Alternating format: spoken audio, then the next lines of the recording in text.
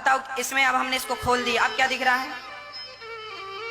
है ना? अब इसका ये हिस्सा भी दिख रहा है जहां से लिखा जाता है। अब हमने इसको ढक्कन से ढक दिया, ये देखो अब नहीं दिख रहा है ना, नहीं दिख रहा है ना। अब आप बताओ, हमने आपको खोल के दिखाया तभी तो आपने देखा, हमने खोल के दिखाया ही नहीं होता तो आप कैसे देखते, है ना? अब हम ही खोल खोल के दिखाएं और सामने वाले से कहें कि तुम अपनी सोच बदलो, तो ये कहां तक सही है? आजकल बहुत सारी आज युवा पीढ़ी जो है, आज हम किसी बहन से कहें कि बहन कपड़े पूरे पहन लिया करो, अरे महाराज जी अपनी सोच बदलो, आप अपनी सोच बदलो। अच्छा ठीक है, हम अपनी सोच बदल लें, तो आप ही जरा अपनी सोच बदलो। अभी हमने इसको खोला, अब आप मत देखो, मत देखो, इसे क्या पॉसिबल है? आप ही खोल खोल के दिखाएंगे तो देखने वाले का जा क्या रहा है? इसीलिए कहा करता हूं कि मर्यादा में रहना सब प्रकार से सही है। अमर्यादित ये हिंदुस्तान है।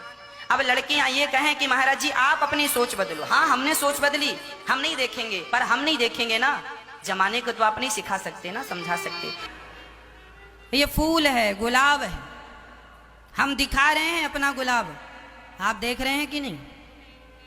अब हम अपना गुलाब आपको दिखाएं और कहें अपनी सोच बदलो, क्यों गुलाब देख रहे हो? आजकल के हमारे देश की बेटियां फटे फटे कपड़े पहन लेती हैं, अश्लील कपड़े पहनती हैं और कहती हैं अपनी सोच बदलो। जब आप दिखा ही रहे हैं तो देखने वाले को प्रॉब्लम क्या है? जब तुम्हें दिखाने में शर्म नहीं है तो देखने वाला, हम तो गुलाब दिखा ही रहे हैं, आप देखो ना, दिखा रहे हैं।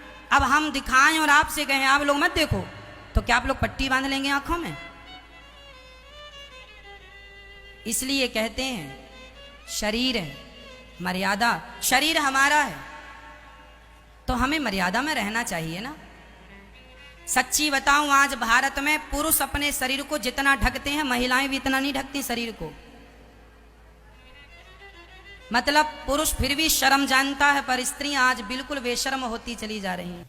बल्कि मेरे आका सल्लल्लाहु अलैहि वसल्लम ने यहां तक फरमाया, मेरी उम्मत में सबसे ज्यादा मौत अगर किसी कारण से होगी तो नजर बद से होगी। हुजूर ने फरमाया है, तबई नेचुरल डेथ के बाद, नेचुरल तबई मौत के बाद अगर किसी वजह से, किसी बीमारी से सबसे ज्यादा मौत होती है तो नजर बद से होती है। वो पता नहीं होता सबको, उसकी अलामतें तक हुजूर सल्लल्लाहु अलैहि वसल्लम की अहादीस में गिनाई गई हैं। नजर बद हो जाए तो कैसे पता चलेगा? जिस्म के अंदर कैसी तब्दीलियां होती हैं कि पता चल गया कि नजर लगी है, वो फिर कभी मैं अर्ज करूंगा। लेकिन नजर लगती है ये सबको मालूम है।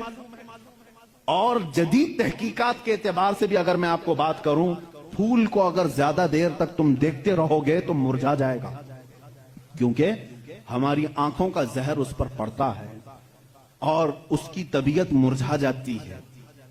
वो जितना अपने टहनी में लग करके जितनी देर तक ताजा रह सकता है, तुम्हारे हाथ में आने के बाद उतनी देर ताजा नहीं रहेगा, क्योंकि कुछ बैक्टीरिया हमारे अंदर हैं और आंखों से निकलने वाली चीजें भी हैं। इसी तरह से औरतों का जिस्म इतना नरम है और नाजुक है कि बाहर के जहरीले मादे उनके जिस्म पर पहले असर करते हैं। मर्दों के जिस्मों पर कम, लेकिन औरतों के जिस्मों पर ज्यादा असर करते हैं। अब कोई वहशी दरिंदा जिसकी निगाहें जहर फेंक रही हों और किसी लड़की का जिस्म नंगा हो, वो बगैर लिबास के हो, तो जाहिर सी बात है उसके जिस्म के अंदर जैसी ही वो नजरें जाती हैं, उसके दिल में भी बुराइयों की ख्वाहिशें पैदा होना शुरू होती हैं। एक तरफा नहीं होती ये सब चीजें। उसके अंदर जो खराबी आई वो उसकी आंखों की वजह से। इसीलिए मेरे आका सल्लल्लाहु अलैहि वसल्लम ने फरमाया, फइन्नल ऐन तज़नी, आंख भी जिना करती है। हुजूर सल्लल्लाहु अलैहि वसल्लम ने फरमाया आंख भी जिना करती है। अब मुझे बताओ मेरे अजीजों, इस्लाम ने इतनी जो हिफाजत की है औरतों की, इसको तुम कह रहे हो जोर जबरदस्ती है? इस्लाम दीन फितरत है, सिर्फ वही बात करता है जो इंसान के लिए सूटेबल हो, जो तुम्हारे जीने के लिए अच्छा हो। अब मैं आओ तो मैं तुमको ये भी बताता हूं, कुछ लोग ये कहते हैं खाने पीने के मामलात में भी, अब ये बात थी औरतों की। और हाँ, यहां पर मैं ये बात बता दूं कि ये बराबरी बराबरी जिसको कह रहे हैं ना, वो बराबरी है नहीं। तुम कभी भी इसके जवाब देने की भी कोशिश मत करो। ये बराबरी किसको कहते हैं? इनके सामने रक्स करे, डांस करे, बराबर करे। अगर मर्द जो है खुले आम घूमता फिरता है और नंगा हो सकता है, तो औरत को भी उतना ही होना चाहिए, औरत भी उतना ही दिखाए। तो ये तो ऐसी बराबरी है कि इतना अगर शौक है बराबरी का, तो फिर ऐसा करो, अपनी बीवी के साथ मुआयदा कर लो, 1 साल तू बच्चा देगी, 1 साल मैं बच्चा देता हूं। ये बराबरी करने की चीज है? अरे सारा बच्चों का दर्द औरत ही क्यों सहे? तुम भी थोड़ा सा पार्टनरशिप में ले लो। ऐसा नहीं कर सकते, तुम्हें मालूम है औरत की फितरत है, कुछ चीजें ऐसी हैं उसकी साख्त में, उसके लिए वो जरूरी हैं। और इस्लाम ये समझता है कि औरत के लिए उसके घर में रहना ज्यादा सूटेबल है बनिस्बत बाहर घूमने फिरने के।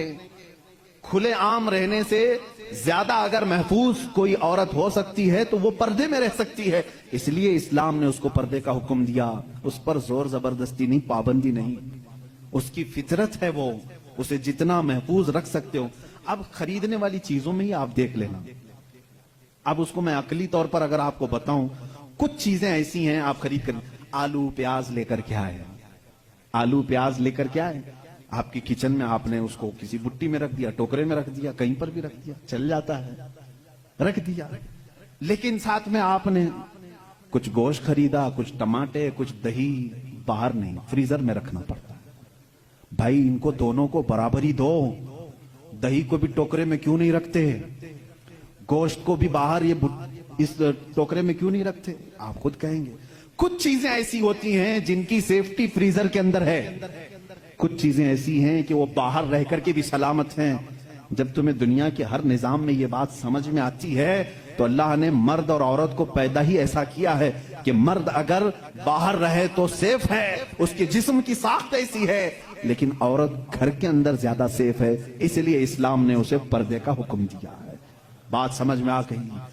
इस्लाम ने जोर जबरदस्ती उसको पाबंद नहीं बनाया, जोर जबरदस्ती पाबंद नहीं बनाया। बहरहाल ये एक बहुत बड़ा उन्मान है। औरतों के हुकूक की बात अगर कोई ऐसा बंदा करता तो समझ में आता, जो औरतों को मर्तबे में बढ़ा करके यूं कहे कि औरत के कदमों के नीचे जन्नत है। अगर कोई ऐसा शख्स कहता तो बात समझ में आती, जो ये कहे कि बीवी को एक लुकमा खिलाओ तो सदके का सवाब है। अगर कोई ऐसा शख्स कहता जो ये कहे कि एक बेटी को पाल कर निकाह कर दो तो जन्नत वाजिब है, इनके पास ये कोई भी चीज नहीं, बल्कि ये जिस औरत की बात कर रहे हैं, इनके लिए वो अपने नफ्स की ख्वाहिशात पूरी करने की एक मशीन है बस। और अगर मेरी बात सही नहीं है तो चलो मगरिबी दुनिया में मैं तुम्हें दिखा दूं कि वहां शादी किसे कहते हैं, तलाक किसे कहते हैं, बच्चों का निजाम क्या है। कसरत से पूरे यूरोप में आपको मैं बताऊं, वहां शादी का निजाम तक खत्म करके रखा गया है। जो लड़की पसंद आई उसके साथ रहते रहो, बच्चे भी हो जाएंगे। 2-2 बच्चों के बाद वो लोग फैसला करते हैं आप शादी कर लें। अब शादी करने का बराबर टाइम आ गया, हम लोगों की अंडरस्टैंडिंग हो चुकी है। ये है फैक्ट बता रहा हूं मैं आपको। कई ऐसी शादियां हैं वहां पर जो बच्चे होने के बाद करते हैं कोर्ट में जाकर के। तो तुमने औरत को बराबरी नहीं बल्कि अपनी ख्वाहिशात की एक मशीन